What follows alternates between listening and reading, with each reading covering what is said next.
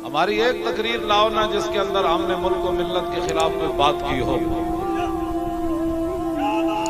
लेकिन वो मंग पना मोहम्मद बख्शा बेपरवाह जनाबों, तुमने हुजूर से बेवफाई की। अब बताओ, न तुम सदमे हमें देते, न हम फरियाद यूं करते, न खुलते राज सर बस्ता, न यूं रुसवाइयां होती।